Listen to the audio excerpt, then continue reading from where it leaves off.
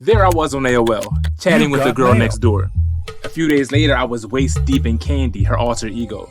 This sweet scientist went from lab coat to lace faster than I can type ASL. Trash to Piece Theater, the Candi Conundrum. Back before folks were swiping right and left, we was clicking on AOL-themed chat rooms to bag Johns with a 78% chance of being catfished. I used to frequent this chat room called Fine Black Men, which in hindsight was arrogant and downright audacious. FBM was dope though. It was a collection of savages who got tight and then started trolling the rest of AOL, especially thirsty niggas like this boy Fonzo. This nigga used to come in the chat room typing out e-flowers and shit like, a yellow Tibetan lilac for Big Booty Judy 214. If you don't get the fuck out of here. Someone told me Fonzo passed away, and if that's the case, I'm sure he's in heaven passing out Macedonian lavender tulips to thick angels. Rest in peace, player. So one day I'm in a chat room fishing and I get a hit. Some joint named Sandy, who was a scientist originally from Baltimore County but living in South Jersey. We started talking regularly and she was real cool. Complete and utter dork, so we became friends instantly. But there was a problem. She had no pics. I wasn't about to drive that long-ass 15-minute drive to be disappointed at some booger wolf answering the door. So, I kept our friendship at just that. Until she popped in the IM one day with the pics, and she was a complete dork, but a cute dork. Like, hella cute, and completely nerdy, an absolute geek. I love nerdy Jones. It's like that one scene in Juno where she talks about how jocks actually have a thing for geeky girls. Girls who play the cello and read McSweeney's and want to be children's librarians when they grow up. Oh yeah, jocks totally eat that shit up. So we agreed to meet up. She invited me over her apartment and I was thinking it was going to be at noon on the weekend, but she asked me to come through 10 p.m. Friday. I was shocked, but I got there and she was even dorkier in person. Completely awkward, but hella cute. We chilled on the couch. There was next to no sexual chemistry between us at all. We just watched TV and laughed, ordered pizza, and had a good time. And then I messed it all up.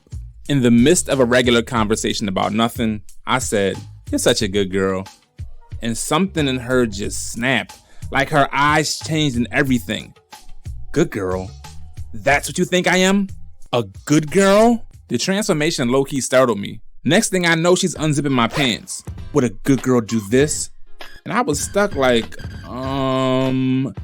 She started going to town, talking while she was doing it. That escalated fast.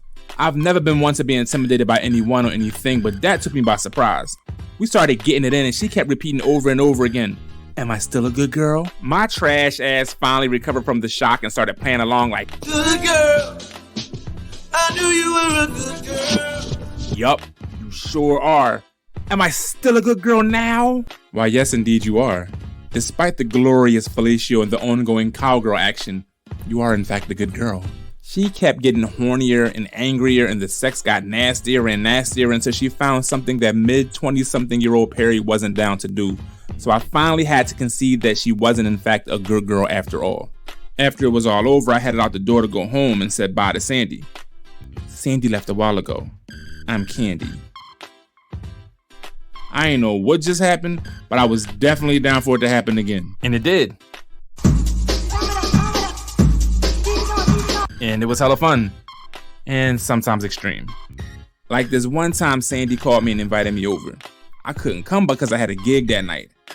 A little while later, she called back and said she was in a sex shop. Said she was touching herself and if I didn't want Candi to get Sandy in trouble, I better come punish Candi right away. That was some manipulative BS. I was young, but I was a professional artist about my business. You think some nasty talk could deter me from getting a bag?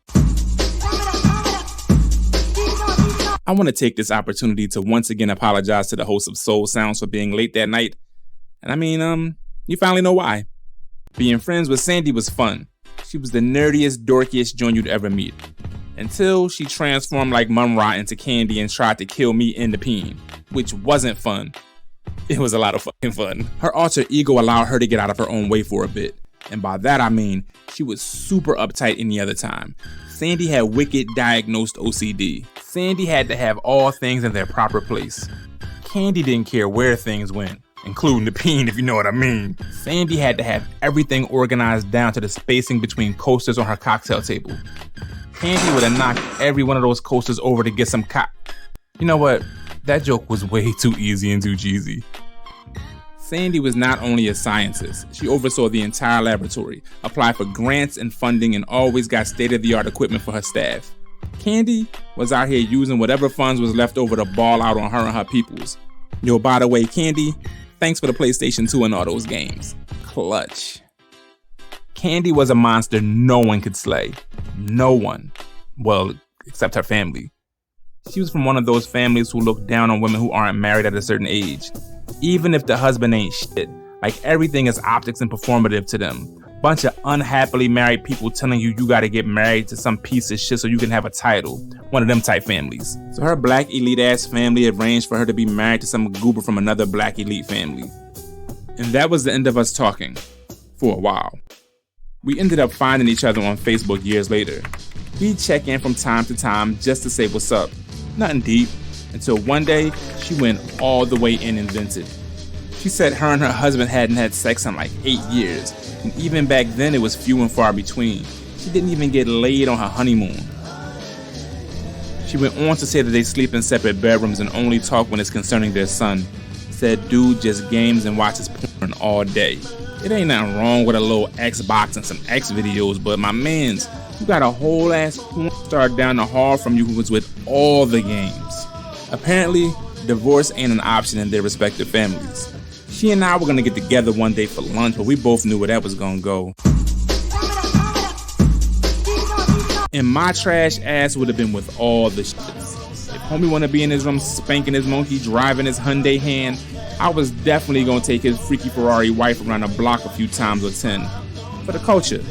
For the candy. But we ended up not linking because she didn't want things to get messy or her young son to find out somehow. And that's that. No happy ending. Just a rest in peace to Candi. And a big middle finger to those who had her killed.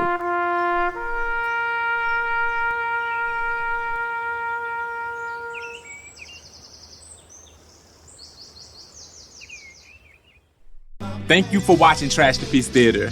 I hope you enjoyed this joint. If you're new, go catch some of the older episodes. If you want to support the channel, you can join the Patreon, drop $1 or $10 into the Cash App, or just hit the like button and leave a comment. All of the above helps.